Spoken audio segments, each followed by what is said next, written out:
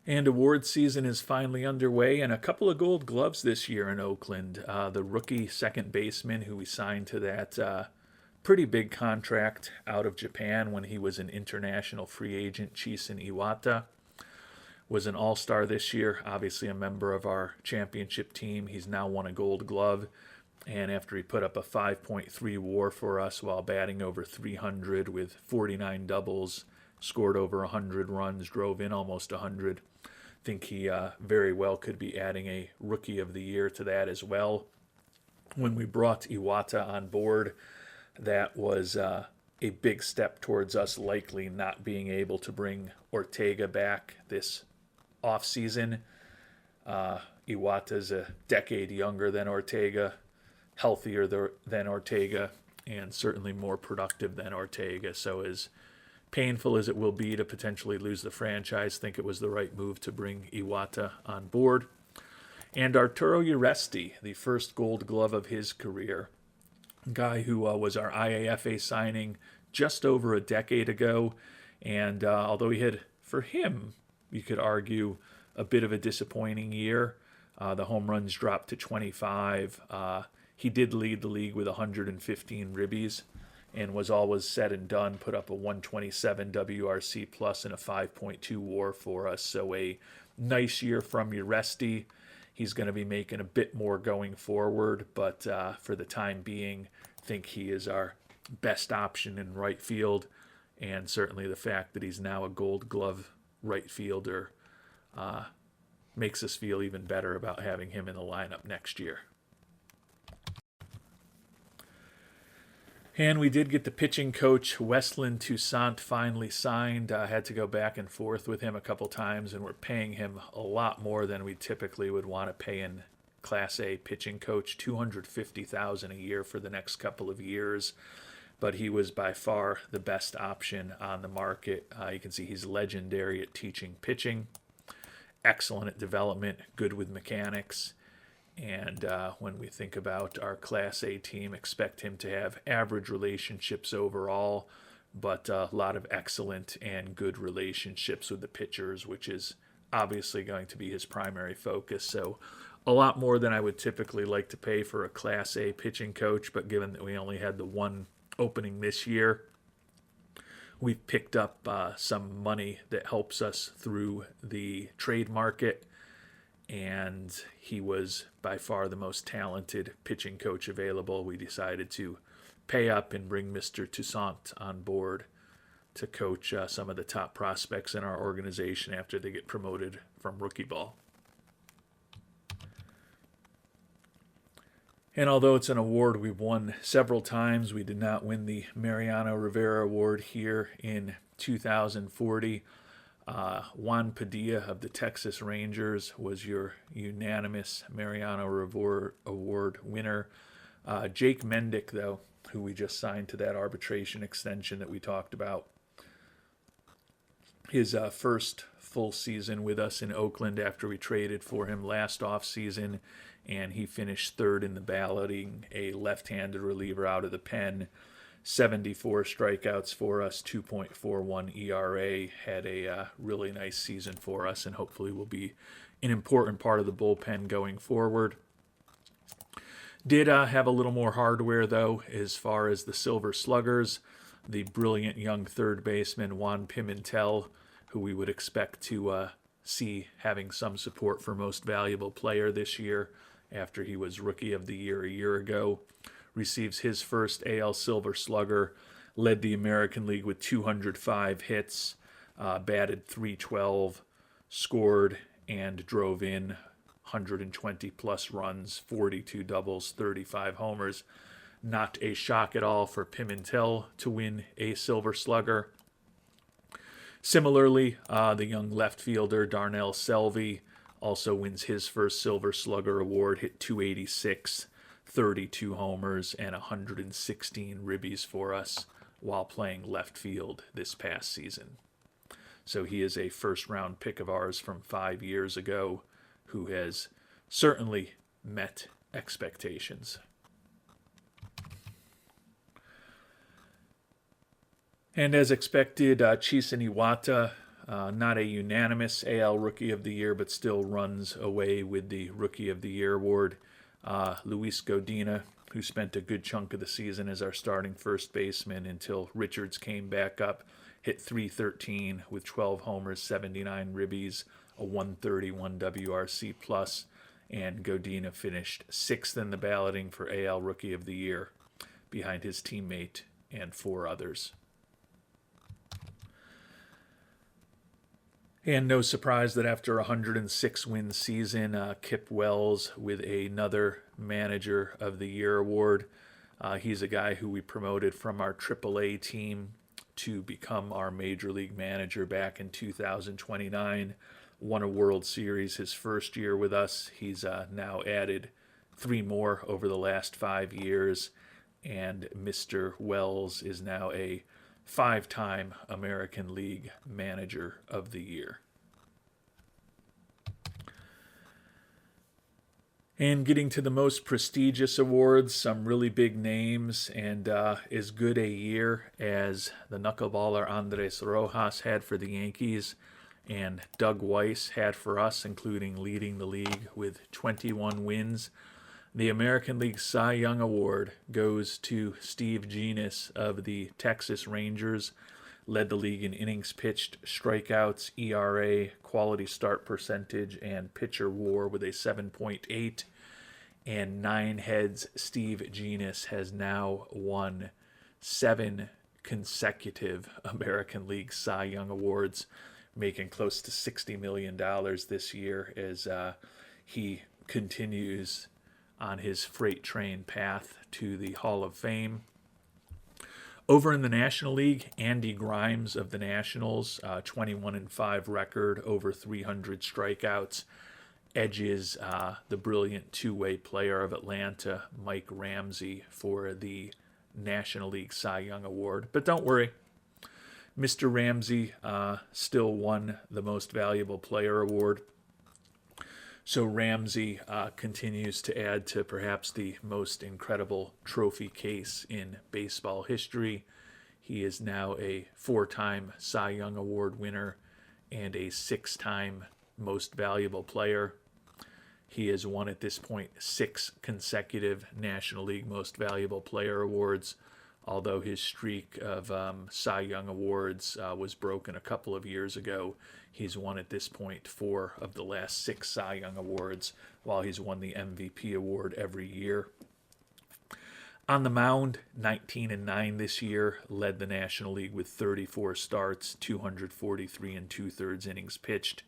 Just missed 300 strikeouts and just missed having an ERA below 3. That said, he still led the National League with an 8.4 WAR as a pitcher. As a hitter, not quite as productive, 266 average, but still had 30 doubles, 33 homers, 87 ribbies, and put up a 4.4 WAR as a hitter to go with his brilliant pitching. And obviously, as we talked about, that added up to the 6th Most Valuable Player award for Sarique, who will be turning 30 years old just before next season.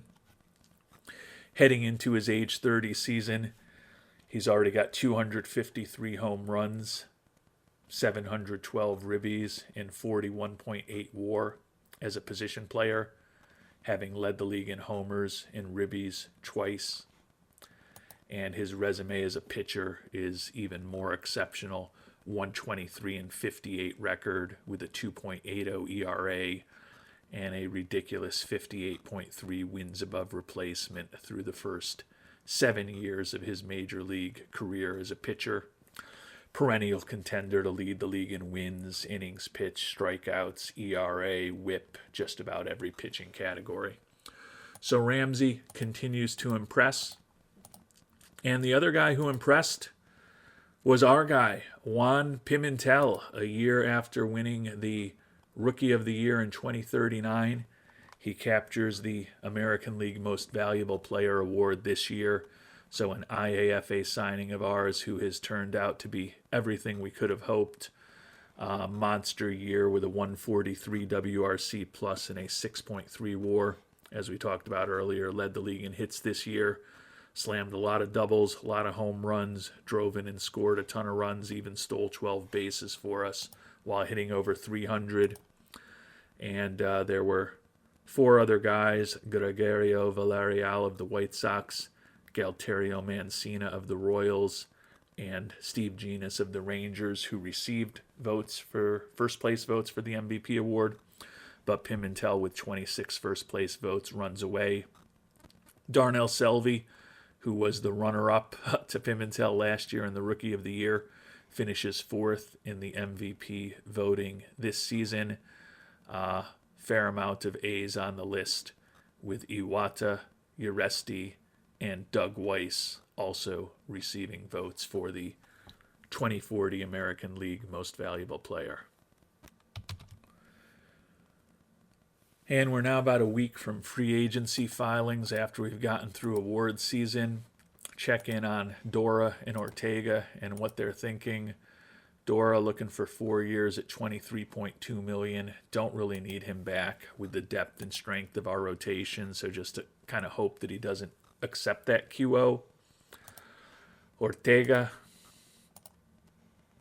still looking for $27.5 million a year over 6 years. As you know, we offered him 3 years, $66 million, at least in terms of the headline numbers, and he was not interested in that. As much as I'd love for Ortega to play out his career with us, he's 33 years old. He's wrecked physically. He's declining in terms of his ratings, although he's still above average in everything that you could possibly ask a player to do. But he's missed over 100 games in 2 of the last 4 seasons. Probably the only reason we got 149 games out of him this past year was that we primarily played him as designated hitter. He played only 9 games in left center and right field for us last year. And although I think he'd do a nice job for us at DH next year, with the fact that we brought Mendoza back, and we still have guys like Richards, Shawns, Lance, Armstrong, all in the mix, we probably can piece together an interesting platoon at DH even if Ortega leaves. Still may offer him one final offer, but I don't think we really need him back, and that's hard to say because he's been such an important part of this team and such an important part of this series.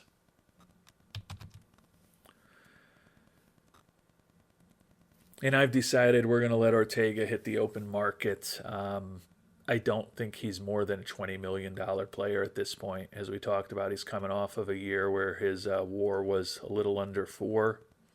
Feel like we have to play him at DH to keep him healthy, even though he's still certainly capable of playing a very good center field. As we've talked about with the trade for Armstrong, with the hopeful development of Aguiar, and with Harmon still on board, feel like we're probably fine at center field for next year. And in addition to obviously Ortega potentially being an outstanding center fielder who would be on the open market, both Ibekwe and Walker Jenkins, a couple of guys that we thought about trading for close to the trade deadline this past season, could be on the free agent market as well, and likely will be looking for significantly less than Mr. Ortega is. So if we decide we're not happy with what we have in center field as we move through the next weeks and months, there's options that we can probably bring someone who can help on board and not have to guarantee him the 6 years that Mr. Ortega is looking for at this point. Nobody ended up going through arbitration hearings with us. We got everyone signed before we needed to do that. Dora still looking for $23.2 million over 4 years. Would hope that he declines the qualifying offer. Ortega still looking for $27.5 million over 6 years. Honestly, if he accepted the qualifying offer for 18.9 million, that would be fantastic, because that was less than we were willing to pay him this upcoming season in a deal with team options. Certainly wouldn't hate it if that happened. Would love to keep Ortega on board. Not expecting that that will happen, but we'll sim forward and find out the answers to our questions. And not surprisingly, both Chase Dora and Jake Ortega, the franchise, have filed for free agency. So going to probably need a little bit of extra money, which we now have from some of those trades that we've made, to potentially play for one or two supplemental draft picks coming up in this upcoming 2041 draft. So before we finish up the episode, take a look at the international free agents and the top major league free agents. See if there's anyone in the international free agent crew that might be interesting to us. And at least at first glance, looks like a pretty unimpressive crop of international free agents after we had a lot of success with Iwata a year ago. Not surprisingly, Dora and Ortega are two of the top free agents available this year. Pitching-wise, Daniel Saucedo, Yunho Kim, Kevin Mooney, Kevin Pilla, Eric Wingert, a very strong year for free agent pitchers. Also Steve Tudor, who's had an outstanding career for Kansas City, available. Jorge Rangel, David Morales, and Jake Ortega are the top position players available. Rangel, I want to say Rangel was with us and we traded him away, wasn't it? No, he was with the Milwaukee organization. Must have been somebody that we maybe looked at trading for back in the day, or perhaps when he was an IFA many years ago. And I know that we have Wilson Rangel in our farm system, but I feel that Jorge Rangel, also known as Johnny Clark, is a guy that we may have looked at years ago. So he was in that first IAFA class in 2025, and he certainly got a big deal out of that class. So he is on the list as well, another guy who's a bit older and wrecked, but some interesting players out there. We've got, with some of the money that we picked up in trades, some of the money that we've saved trying to get the 40-man roster pared down and trading away some of our pitchers. We've got money available this offseason, but it's really going to be focused on one-year contracts, as you can see. Would certainly love to put a little more in scouting and player development when all is said and done, and we probably will. And we're also going to need to up that draft budget, presumably when we lose some of the guys who have been cornerstones of our last 3 world titles. Ortega looking for even more than he was asking for us on the market, so he was willing to give us a hometown discount. Now he said he's looking for 6 years at $34 million. Good news there is even if he doesn't achieve that, certainly would expect a supplemental first-round pick for him. And pitching-wise, Mr. Dora, as we talked about, a very deep year for some veteran starting pitching.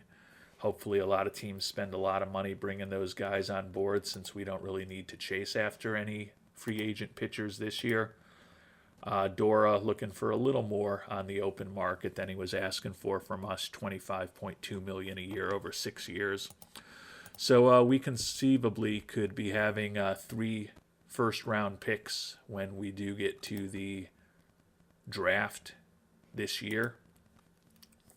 But after having the best record in baseball during the regular season, and more importantly, winning the World Series, we're going to be picking at the end of the first round, and then we'll likely have a couple of picks shortly after that when we get compensated for hopefully the large contracts that both Mr. Dora and Mr. Ortega will be signing. So it's going to be a very different looking team than we've had with the departures of Dora and Ortega. But I think it's the right decision. We lucked into acquiring a Gold Glove Award winner with the fact that Iwata, who also won Rookie of the Year, did win a Gold Glove here. So that'll help placate Mr. Fisher a bit. It's really our only goal with him for this upcoming season. Now, doesn't mean he's not demanding.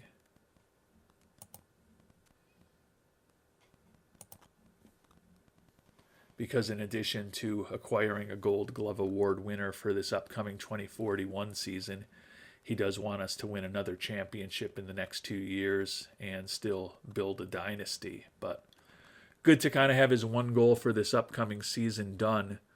The hope is that we'll be able to do enough both on the field and where Mr. Fisher really pays attention on the income statement and the balance sheet to hopefully push this budget up towards $200 million by the 2042 season. But we know the parameters that we're going to be playing with for this upcoming offseason. Free agency is up and running. And we'll start thinking about what, if anything, we want to do on the open market in our next episode. Until then, thanks so much for watching, and hope you have a great day.